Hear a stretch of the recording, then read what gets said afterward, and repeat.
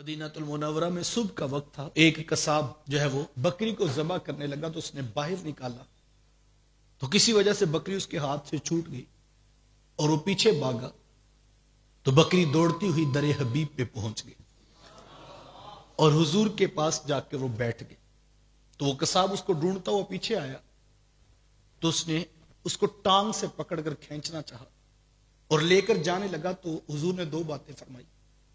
بکری کو مخاطب کر کے کہا کہ اے بکری اللہ کے امر پر تو صبر کر, اور اس قصاب سے کہا کہ تم بھی اس کو جو ہے وہ نرمی کے ساتھ ہانگ کر لے کر جاؤ.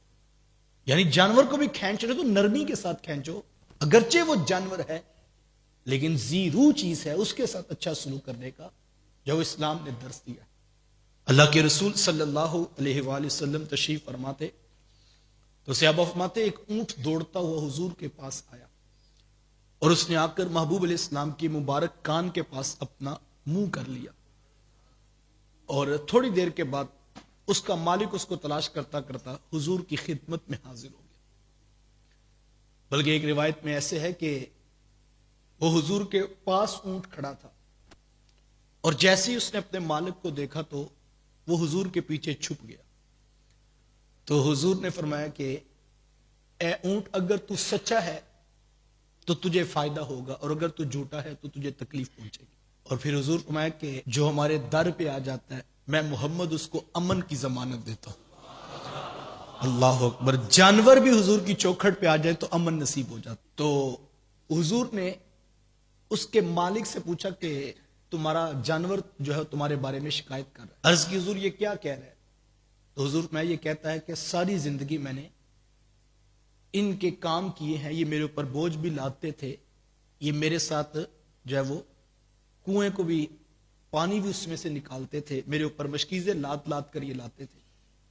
میں بوڑھا ہو گیا ہوں, اب میرے سے بوجھ نہیں اٹھایا جاتا. تو حضور انہوں نے رات فیصلہ کیا ہے کہ مجھے یہ ذبح کر ڈالیں گے. تو حضور میں اب آپ کے پاس آ گیا ہوں, تو حضور میں مجھے بتاؤ جس نے ساری زندگی تمہاری خدمت کی ہے یہ اس کا حق ہے کہ اس کو ذبح کر دیا جائے؟ حضور میں کہ تم یہ میرے سے سودا کر لو اور پیسوں کا یہ اونٹ مجھے بیچ دو. تو وہ انصاری صحابی کہنے لگے حضور ہم بھی آپ کے ہیں, یہ اونٹ بھی آپ کے ہیں. تو حضور جو آپ فیصلہ کریں ہمیں منظور ہوگا.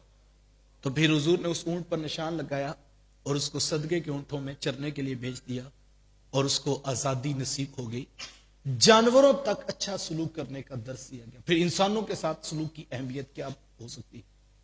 تو مجھے اور آپ کو اچھے انداز کے اندر لوگوں کے ساتھ رویہ رکھنے کا درس دیا گیا. دل میں نرمی پیدا کرے. وہ شخص خیر سے محروم رہتا ہے جس کے دل میں نرمی نہیں ہے, اور خوش قسمت ہے وہ شخص کہ جس کے دل کو نرمی کا پہلو نصیب.